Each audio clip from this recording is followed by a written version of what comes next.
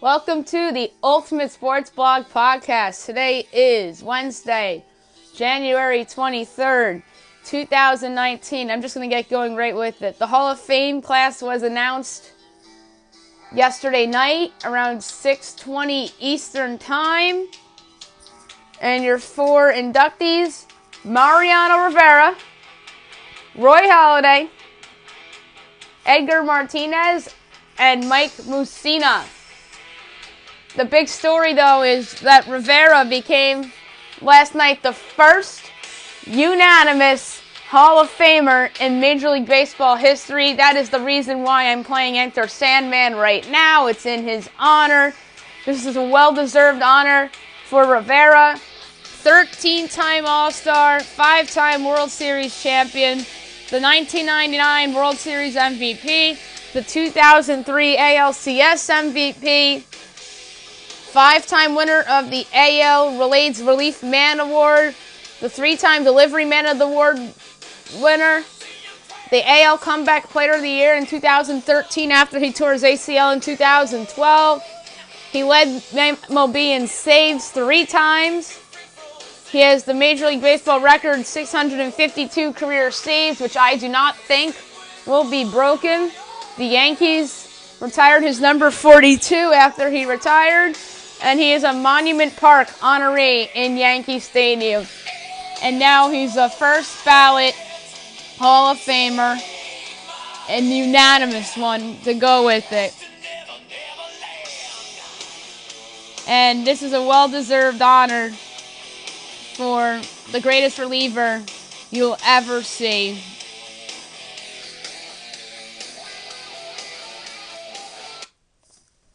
Roy Halladay also was elected. He unfortunately passed away last year due to a plane crash. He was flying in Florida, and then he crashed. And it was just a tragic situation. It's actually been over a year since his death. He was an 8-time All-Star, 2-time Cy Young Award winner, 1 in each league, by the way. He won the league in wins. In both years, he won the Cy Young. He pitched a perfect game for the Philadelphia Phillies on May 29th of 2010. A postseason no-hitter for the Philadelphia Phillies on October 6, 2010. The Blue Jays retired his number 32. I believe Philadelphia should retire his number as well. He's in their Wall of Fame, and he is on the level of excellence for the Toronto Blue Jays, and he is a well-deserving Hall of Famer. Edgar Martinez also was elected in last night. He was a great DH. He also was a third baseman early on in his career. He spent his entire career with the Seattle Mariners. He was a 7-time All-Star, 5-time Silver Slug Award winner, won the Roberto Clemente Award in his final season in 2004. He won the batting champion twice in 1992 and 1995. He led the American League in runs batted in 2000. His number 11 is retired by the Mariners, and he is in the Mariners Hall of Fame, and now he's in Major League Baseball's Hall of Fame come July. And last but not least, Mike Mussina. This one surprised me a little bit, but good on Mussina. 5-time All-Star, 7-time Gold Glove Award for a pitcher. He won the league in wins in 1995, and he's in the Orioles Hall of Fame. He obviously was in the Orioles for 9 years and then signed with the Yankees as a free agent and pitched for them for 8 years. And now he's going to be in Cooperstown. Pitching in the AL East is never easy, and that is obviously the toughest division to pitch in the sport. So I could see why Mussina has a legit argument to be in. There are some people arguing that if Mussina should be in, so should Curt Schilling. I had Schilling on my fake ballot and not Mussina because Schilling helped the Red Sox break their curse, and he was also a great pitcher for the Philadelphia Phillies as well. Mussina I like, but to me he was just a very good pitcher. even a great pitcher, but I don't know if he's Hall of Fame worthy. But I could see the argument for him with pitching in the American League all those years, or I should say the American League East. Although he never won a Cy Young award, which really hurt him.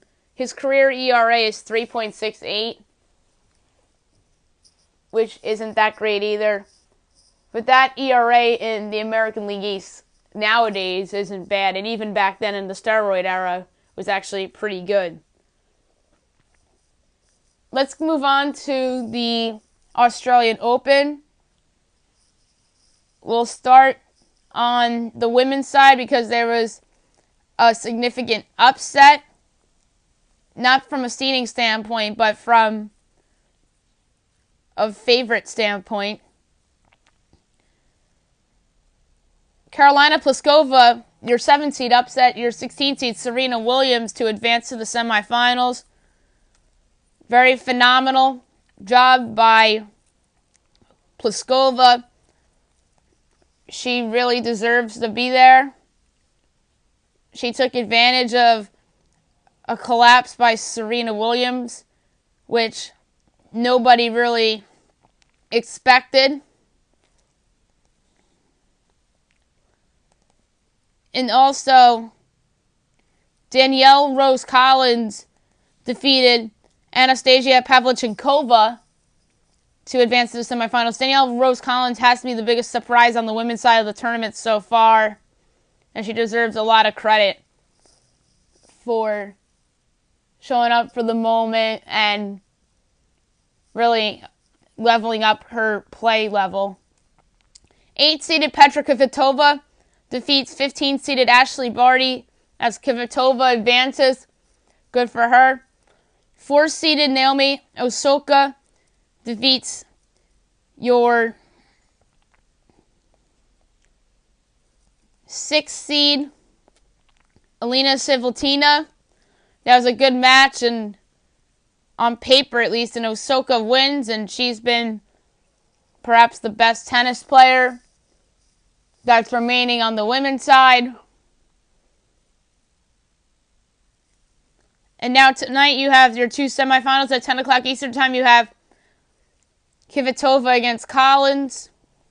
I do think Collins is going to make this a competitive match, but Kvitova is the better tennis player, and I think the magical run for Collins comes to an end. And then you have 4-seeded Osaka against 7-seeded Pliskova. I think this is going to be a great matchup, but Osaka's been playing great, and I think she advances to the final to set up what I think would be a phenomenal match against Kvitova. And on to the men's side, where there were some interesting results. 2-seeded Rafael Nadal defeated Francis Tiafoe. 28-seeded Lucas Piale defeated 16-seeded Milos Raonic. And 1-seeded Novak Djokovic defeated 8-seeded Kei Nishioka.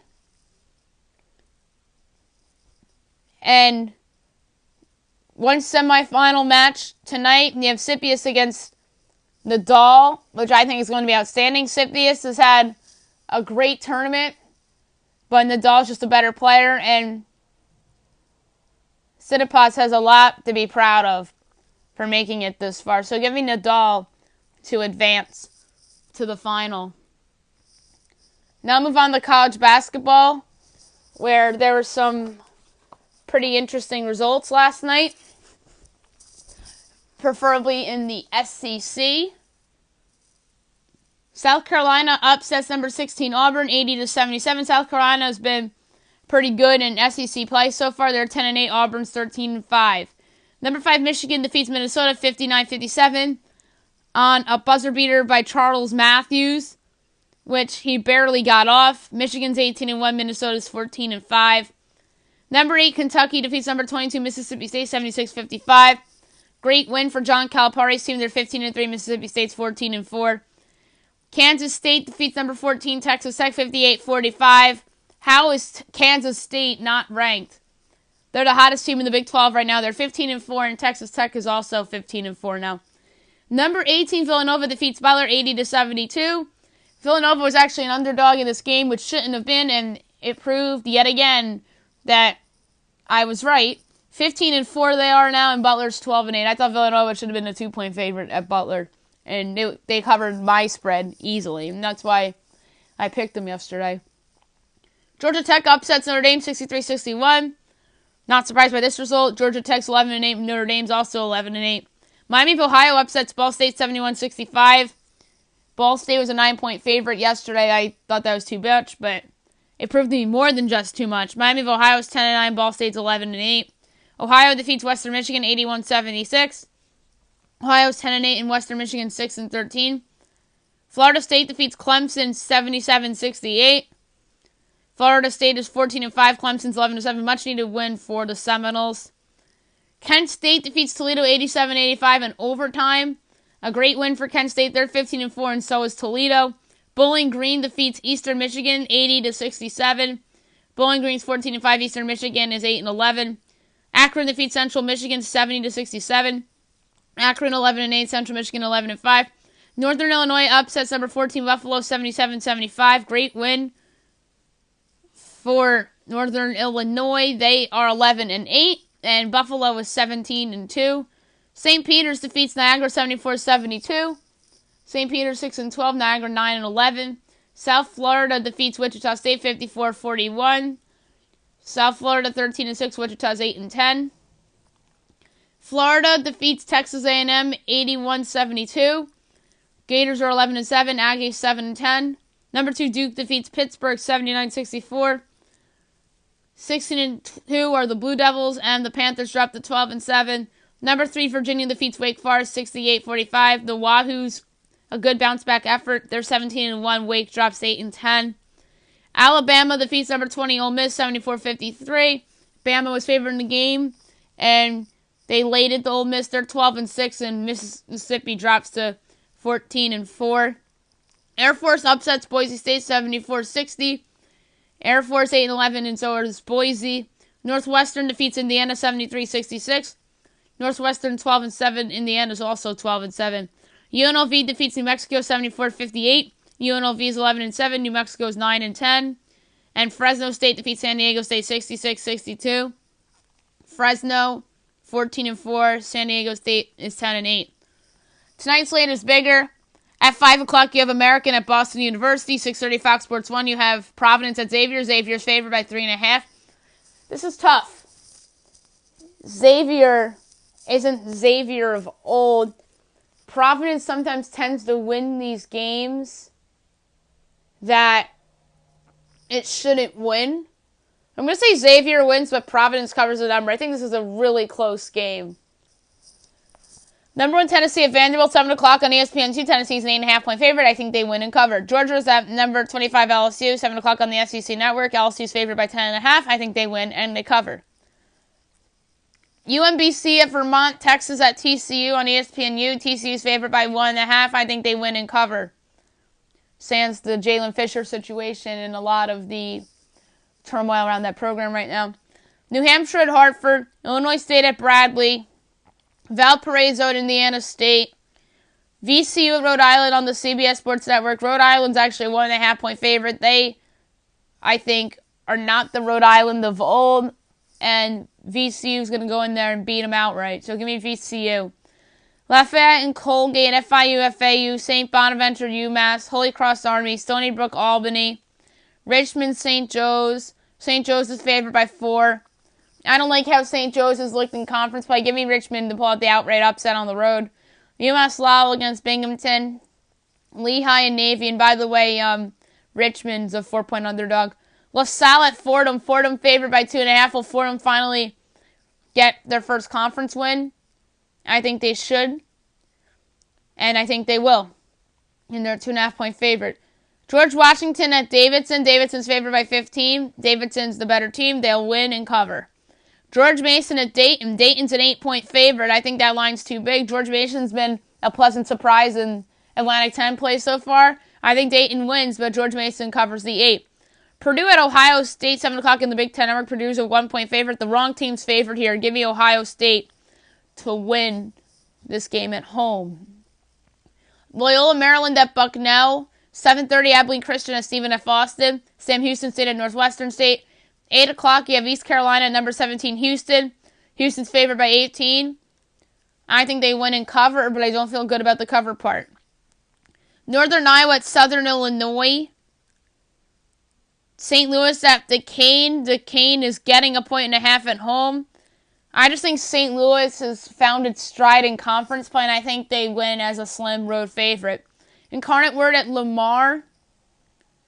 South Dakota at North Dakota. Southeast Louisiana at Houston Baptist. New Orleans at Central Arkansas. Nichols at A&M Corpus Christi. UCF at Tulane. UCF's an 11.5 point favorite at Tulane. Wouldn't be stunned if Tulane kept this close. I think it'd be weird to take Tulane against the spread. I just think it would be, only because Tulane is so bad. UCF is one of those teams, though, that would tend to lose against an inferior team on the road, just like we saw with Wichita State last week or 2 weeks ago, whatever it was. I'm going to take UCF to cover the 11.5 and obviously win, but I don't feel great about it. Evansville at Drake. 8:30 Fox Sports 1, you have Marquette hosting DePaul. Marquette's number 12 right now. They're an 8.5 point favorite. I think they win and cover and expose DePaul a little bit. 9 o'clock on ESPNU, you have Oklahoma at Oklahoma State. The Sooners are favored by 2.5 on the road. I think the Cowboys are going to win this one outright. I just don't like what I've seen from the Sooners of late. 9 o'clock on the Big Ten Network, you have Wisconsin and Illinois. Wisconsin's only laying 4. I don't think the Illini are going to repeat their performance against Minnesota, so give me Wisconsin to win and cover. SEC Network, Missouri at Arkansas. Arkansas is favored by 7. I think that's too many points, so give me Missouri to cover, but Arkansas to win as a 7-point dog. I'd say Missouri covers the 7. Loyola Chicago at Missouri State on CBS Sports Network. Loyola's a 2-point favorite. I think they win and cover. Wyoming hosts San Jose State. Wyoming's favored by 6. I think they win and cover. I just think San Jose State is really bad, although Wyoming's really bad too. I just think San Jose's worst. 10 o'clock, you have UC Riverside at Cal Poly. Long Beach State at Cal State Northridge. Colorado State at Nevada on the CBS Sports Network at 11 o'clock. Nevada's favored by 19. Nevada's been a little tricky lately, so give me Nevada to win, but Colorado State to cover to 19. And at midnight Eastern time, you have UC Irvine at Hawaii. Let's go to the NBA now. There were only 4 games last night. The Raptors defeat the Kings 120-105 without Kawhi Leonard. Toronto goes to 36-13. Sacramento drops to 24-24. Fred VanVleet, 19.7 boards, 7 assists. Kyle Lowry had 19 with 9 assists. Serge Ibaka had 15 with 10 boards. Pascal Siakam had 18. Off the bench, Norman Powell had 15 and C.J. Miles had 15. Marvin Bagley inserted into the starting lineup, 22 points and 11 boards. Willie Cauley-Stein and Yogi Ferrell each had 10. Buddy Hield had 15. Bogdan Bogdanovic had 16. Off the bench, Harry Giles had 11 and Ben McLemore had 10. De'Aaron Fox did not play for some weird reason. It says coach's decision. But maybe it's just rest or whatever. But that's bizarre to do that to your lottery pick from a few years ago.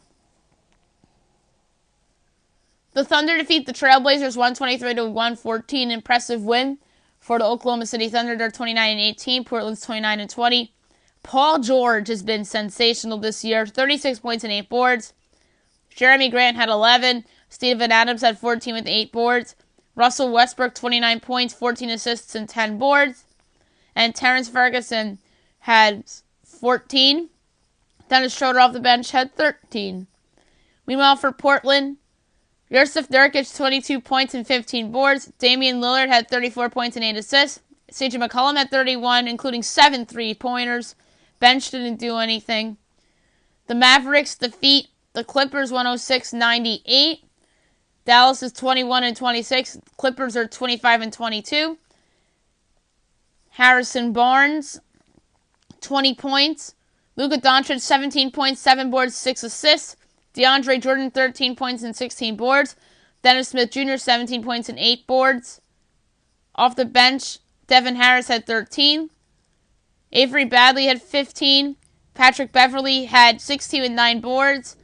Montrezl Harrell in the starting lineup, 8 boards with 11 points. And off the bench, Lou Williams had 15.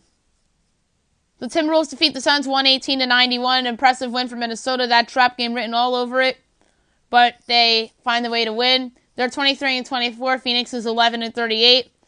Story of this game was that Devin Booker and Gorgui Dieng got ejected after a fight broke out. As Karl Anthony Towns, 25 points, 18 boards, 7 assists. A fantastic game for him. Andrew Wiggins had 17 with 9 boards. Taj Gibson, 13 points with 7 boards. Josh Okogie had 21. And off the bench, Jared Bayless had 14. Meanwhile, for the Suns, Devin Booker had 14. Dragan Bender had 13. Off the bench, Justin Jackson had 27 with 10 boards. And Kelly Oubre Jr. had 13. I meant to say Josh Jackson rather than Justin Jackson. Got confused there with Sacramento and the Suns. Tonight's slate, you have a couple games that are intriguing and others that are just awful. 7 o'clock, you have the Raptors at the Pacers. 7:30, the Rockets at the Knicks. The Cavaliers at the Celtics. The Magic at the Nets. The Clippers at the Heat. 8 o'clock on ESPN, you have the Spurs at the 76ers. Philly's a 4-point favorite. On the call this game will be Ryan Ruocco, Mark Jackson, and Tom Rinaldi. I love how Philadelphia's been playing. I think that they should have beaten Oklahoma City on Saturday. Then they rebound in a big way and kill the Rockets. I think they're going to win by double digits against a Spurs team that I don't think is very good. So give me the 76ers big. And they'll cover that 4 easily. That will be covered in the fourth quarter for sure. And I expect them to win by, I'd say, like between 10 and 12 points. The Hawks at the Bulls. The battle of tankers in that one. Hornets and the Grizzlies. The Pelicans host the Pistons. And at 10:30 on ESPN, you have the Nuggets at the Jazz. This is a great game between two of the best teams in the West. Utah's laying 3.5. I think they win and cover. I just like how Donovan Mitchell's been playing. And Utah always shows up for big home games on national TV. And I think that he'll have a big game, meaning Mitchell. Rudy Gobert have a big game. Kyle Korver will hit some threes off the bench. And I think Nikola Jokic will get exposed on defense. So give me the Jazz, and I think they can win this game by double digits as well. Now we'll move on to the NHL, where there was 5 games played last night. The Sharks defeat the Capitals 7-6 in overtime, as the Sharks go to 29-16-7. Capitals losers now of 6 straight, 27-16-6. Number 1 started the game with 3 goals and an assist, Alex Ovechkin. Number 2 started the game with 3 goals and an assist, Thomas Hertl. Number 3 started the game with a goal and 2 assists, TJ Oshie. The Coyotes defeat the Senators 3-2. Arizona improves to 23-22-4. Ottawa 19-26-5. Number 1 started the game with 2 goals and an assist, Vinny Hinostroza. Number 2 started the game with a goal, Bobby Ryan. Number 3 started the game with 2 assists, Richard Panik. The Blackhawks defeat the Islanders 3-2 in a shootout. A nice win for Chicago against the hot Islanders team. They're 18-24-9. Islanders dropped to 29-15-5. Number 1 started the game with 34 saves on 36 shots, Cam Ward. Number 2 started the game with a goal, Jonathan Taves. Number 3 started the game with 2 assists, Alex DeBrincat. The Flames defeat the Hurricanes 3-2 in overtime. Good win for Calgary. 33-13-5. Carolina drops to 23-20-6. Number 1 started the game with the goal and an assist, Mikael Backlund. Number 2 started the game with 33 saves on 35 shots, backup goaltender David Rittich. And the number 3 started the game with 22 saves on 25 shots, Peter Mrazek. The Red Wings defeat the Oilers 3-2 as Detroit goes to 19-25-7. Edmonton drops to 23-24-3. Number 1 started the game with 2 goals, Luke Glendening. Number 2 started the game with 32 saves on 34 shots, Jimmy Howard. Number 3 started the game with a goal and assist, Leon Draisaitl. And today's slate is 6 games worth. 7:30 on NBCSN. You have the Capitals at the Maple Leafs. That is a fantastic game and fascinating as well because Toronto has not played well, and neither has the Capitals. This is a much-needed game for both of these teams. On the call this game will be Gord Miller, Brian Boucher, and Ray Ferraro. I'm going to take the Maple Leafs at home. And let's say this goes to overtime. That'd be 7 straight losses for the defending Cup champions, but it is what it is. And the Capitals need that all-star break badly. And so do the Maple Leafs, regardless of the result. Coyotes at the Canadiens, 9:30 the Wild at the Avalanche, 10 o'clock on NBC Sports Network. You have the game of the night, the Predators and the Golden Knights, 2 fantastic teams from the Western Conference. Kenny Albert, Eddie Olczyk, Pierre Maguire on the call. The Golden Knights are home, and I do think they'll put on a good performance on national TV against the Predators team that's super talented. The Blues at the Ducks, and at 10:30 on ESPN, the Hurricanes at the Canucks. I said ESPN Plus. I did just say ESPN. Big news in the NHL broke around 3 o'clock in the morning Eastern time. The Oilers had fired Peter Chiarelli, their GM. They hired him after Boston let him go initially, and then he really hasn't made good moves as the Oilers GM. He traded away Taylor Hall for Adam Larson. That trade did not pan out, and Hall became an MVP winner, and Larson did not pan up to top defenseman status. That is a fireable offense, but it took him 4 years to actually get fired, but this was a firing that I think should have happened already, probably last year. They should have cleaned house after last season, after missing the playoffs, after they were the preseason cup favorite prior to the 2017-18 season. And they're now living up to expectations this year. People thought this was a playoff team before the year. The best player in the world's on their team, and Connor McDavid, and they haven't done anything. And that is just such a big disappointment. And their defense has not been fixed. They have one good defenseman in Darnell Nurse. They have a lot of prospects, initially forwards, that haven't panned out yet, like Jesse Puljujarvi and Kailer Yamamoto. I think both of those guys can be had in trades, especially if Edmonton goes for it, which a lot of people still think they will. They're only 3 points back of the playoff spot in the Western Conference. That just says more about the Western Conference and how it's not that good this year compared to years in the past. You have teams like the Predators and the Golden Knights and the Sharks that are contenders, and then they have a lot of disappointing teams like the Oilers, like the Avalanche, Minnesota Wild. Winnipeg's among the contenders. We'll put them with the contenders. Anaheim's been disappointing. The Kings are a disaster. The Blues have been disappointing. The Blackhawks are rebuilding or should be rebuilding. So that conference is not what it once was. And Calgary's a team that has to be considered among the better ones in the West. So that's 5 good teams in the West that came through my head. Calgary, Winnipeg, San Jose, Nashville, and Vegas. I think those are 5 playoff locks, and the rest of the spots are up for grabs. And that's why I think Edmonton could go for it. They're only 3 back of the playoffs in the Western Conference in a year which it's down. So I'm fascinated to see what they do. I'm fascinated to see what young assets they ship out, especially ones like Puljujarvi, who were highly touted, and I believe he was a top 5 pick. I think he was the 2017 draft, and he just hasn't panned out. He probably should be in the AHL as well as Yamamoto, but it is what it is, and we'll see what happens with the Oilers going forward. NBA Power Rankings. I'm going to go from 3 to 1 as I do each and every time I do this. There's a theme I have to this one. Each team's best win and worst loss at the presumptive middle point of the season. 30's the Cleveland Cavaliers. Their best win was at the 76ers, in which Philly looked past them.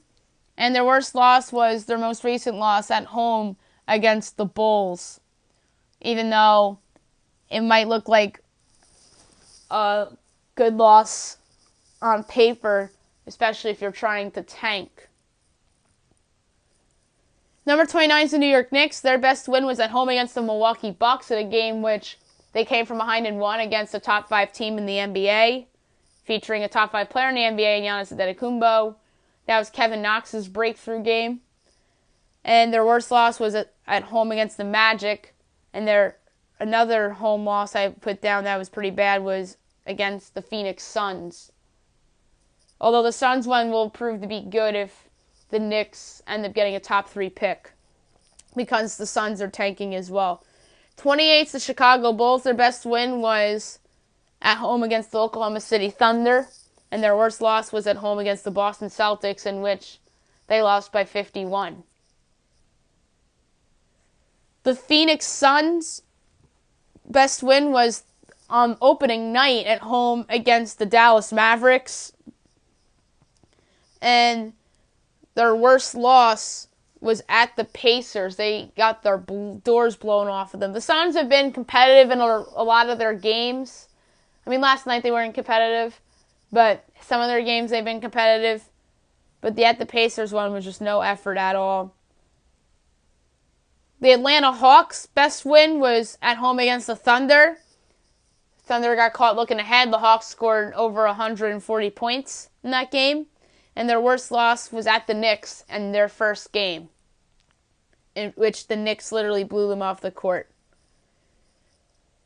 And that'll prove to be a costly loss for the Hawks if the Knicks get a better pick than them.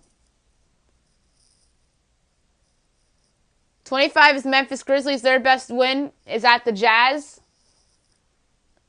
That was earlier in the season when Utah wasn't playing well, but that's still a fantastic win to have on your resume, because Utah is one of the best home courts in the NBA. Worst loss, home versus Knicks. David Fizdale's new team goes in there and beats them, and the Grizzlies had a lead in that game, and the Knicks came back and won that game, and losing at home against a tanker is not good. Although the Grizzlies, I think, are turning into a tanker, and we'll talk more about the Grizzlies when I'm done with the power rankings.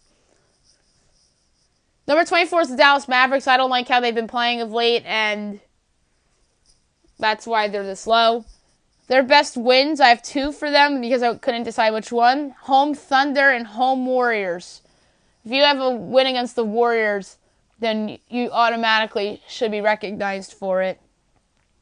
Worst losses, I have 2 for them. At the Suns on opening night, that was a bad one.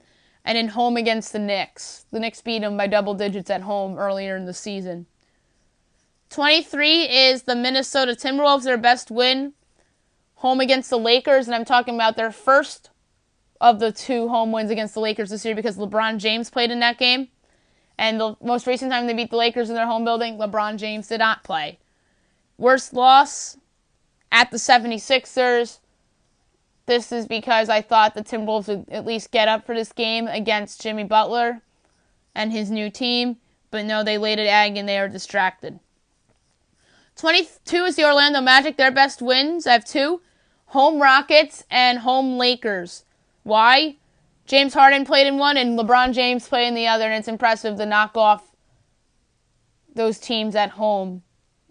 Or even more impressive on the road, but we'll give them credit for those wins. Worst loss at the Bulls. The Bulls are tanking and they're a bad team, so you can't lose to the Bulls. Although I wouldn't be shocked if the Magic turned into a tanker in that second-tier tanker with Memphis. 21's the Detroit Pistons. Their best win was home against the Warriors. Like I said, if you beat the Warriors, you're going to get recognized for it. And worst loss at the Pacers. They got destroyed by Indiana a few weeks back. Number 20 is the Charlotte Hornets. Their best win was at the Spurs. No doubt about it. Tony Parker's return game to San Antonio. The Hornets just played a fantastic game, and they deserve credit for that. And their worst loss is at the Cavs. You just can't lose at the Cavs if you're fighting for a playoff spot in the East. 19, Washington Wizards. Their best win at the Thunder, no doubt about it. destroying the Oklahoma City Thunder in their home building. And worst loss at the Cavaliers. Just like I said with the Hornets, you can't lose to the Cavs when you're fighting for a playoff spot in the Eastern Conference. 18th, the Sacramento Kings. Their best win is home against the Pacers. Although they have some good ones and they almost knocked off Golden State at home, but almost doesn't count. So we'll give them the best team they've beaten, and that's the Indiana Pacers, and they did it on their home court. And their worst loss is at the Bucks, in which they got absolutely manhandled in.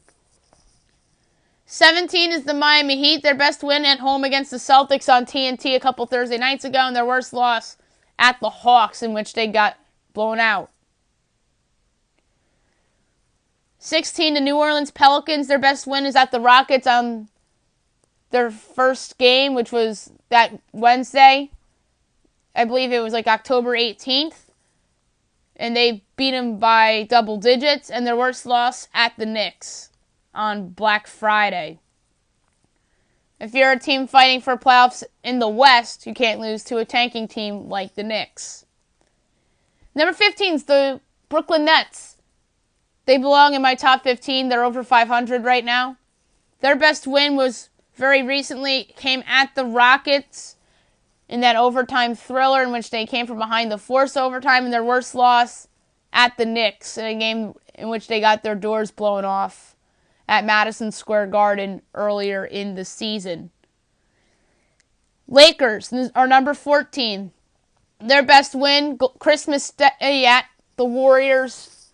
Like I said, if you beat the Warriors, you're going to get recognized for it. They didn't have LeBron James most of that game, and they beat the Warriors in their home building. And that was just an impressive performance by the young Lakers. And their worst losses, home Cavs and home Knicks. Granted, LeBron James didn't play in either, but if you're fighting for the playoffs in either conference, you can't lose to tanking teams like the Knicks and the Cavs. 13, the Los Angeles Clippers. I have 2 best wins for them and 2 worst losses for them. Best wins at the Rockets, that was very early in the season, and home against the Warriors in that game where Draymond Green and Kevin Durant got into that brawl. And their worst losses, home against the Heat, in which they got blown out at home, and at the Spurs, which they got their doors blown off too. That was one of the better wins for San Antonio this year. And speaking of the Spurs, they're number 12 on this list. Their best win was home against the Raptors in Kawhi Leonard's return game. And their worst loss at the Suns, in which they got blown out. You can't get blown out by the Suns. Number 11, the Utah Jazz. Their best win came at home against the Warriors. And worst loss, they got blown out by the Pacers twice. And then they got blown out at home on national TV against the 76ers. So I have 3 candidates for worst loss for them. But I would say the home Pacers was probably the worst. At Indiana is a tough place to play. And the home loss to Philadelphia is not that defensible, but Joel Embiid was just dominant in that game. And Joel Embiid's better than any player that's on Indiana. Although Victor Oladipo's a stud. But I'd say the Pacers' losses were worse because I believe both of them came without Victor Oladipo. So let's say their worst loss was home Pacers because I know Oladipo didn't play in that game.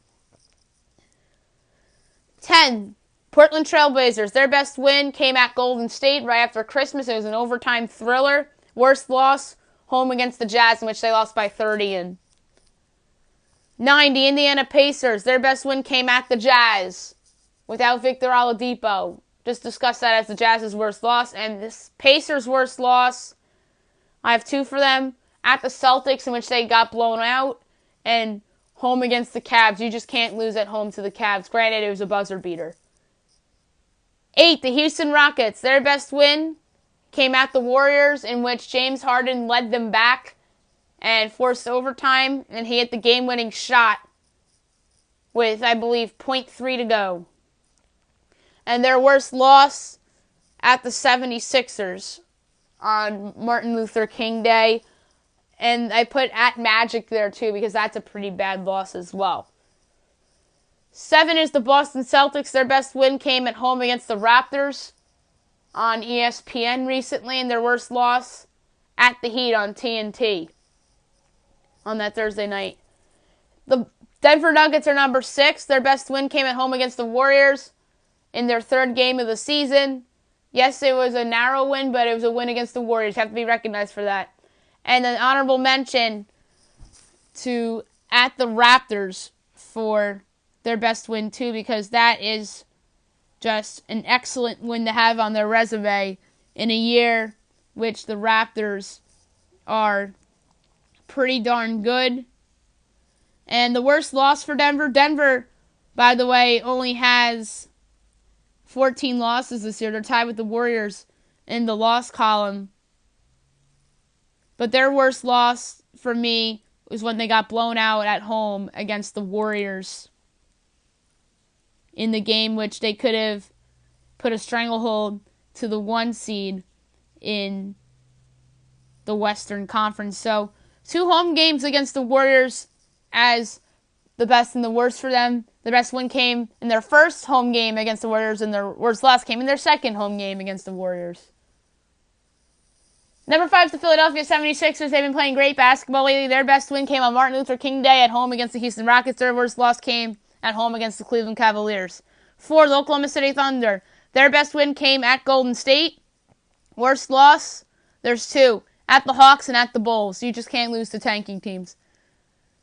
The Milwaukee Bucks are number 3. Their best win came at home against the Warriors. At Golden State. It wasn't at home against the Warriors. The Warriors beat them in Milwaukee, but they won at Golden State. They blew them out. And in their worst loss at the Knicks in the game in which they were in control over. New York came back, forced overtime, and won outright against the Bucks.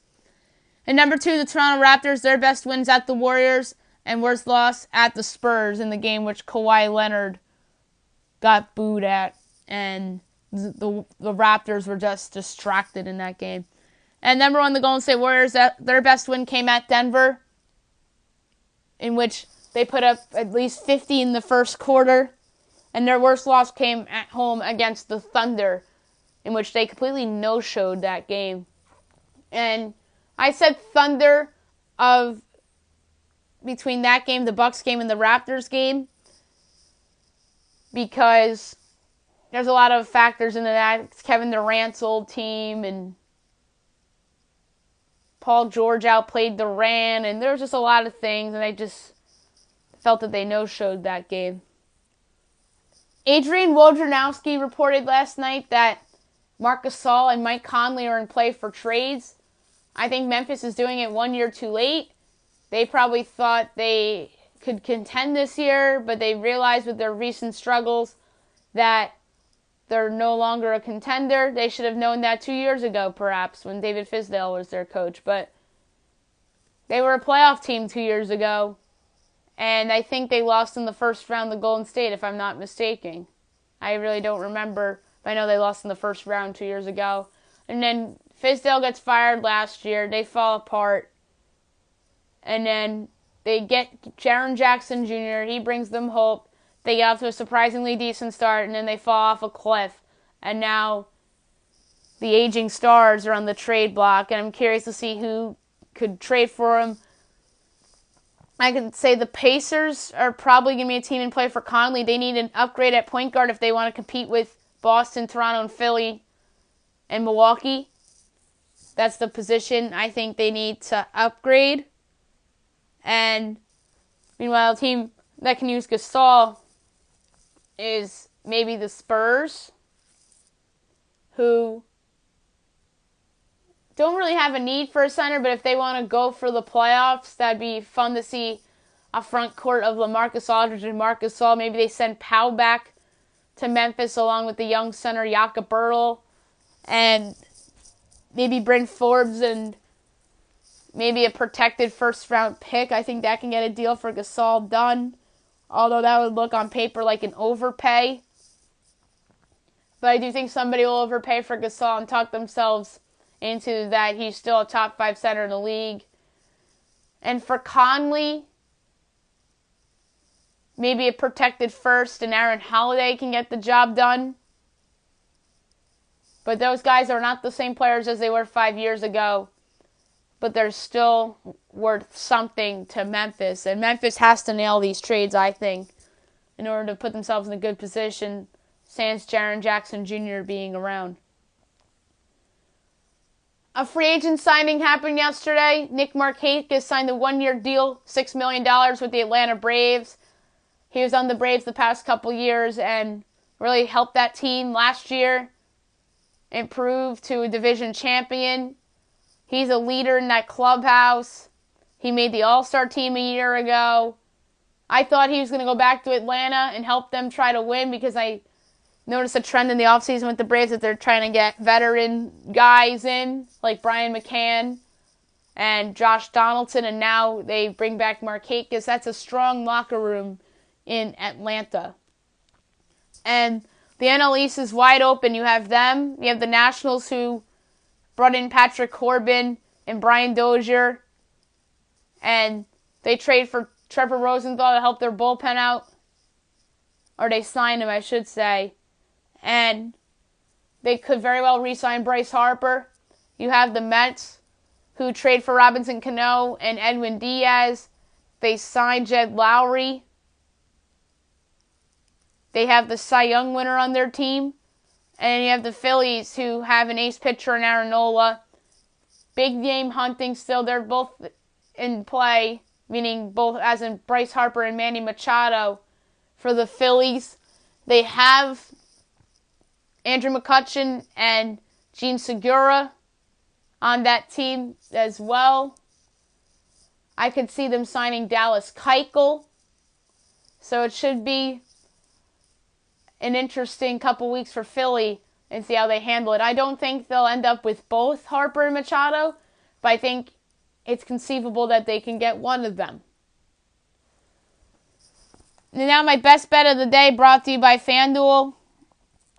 Yesterday's was a loser because Serena Williams lost. 12-legger today, Moneyline Parlay. Celtics, Rockets, Davidson, LSU, Colgate, Bucknell, Vermont, Hartford, UCF, Manchester City, Rafael Nadal, and Novak Djokovic. Plus 273 with the payout of $4.55. And that's it for today. I'll be back tomorrow recapping tennis, college basketball, NBA, NHL. Tomorrow I'll be doing my latest NFL mock draft. And I'll have a best bet for you as well. Hope you guys have a great day, everybody.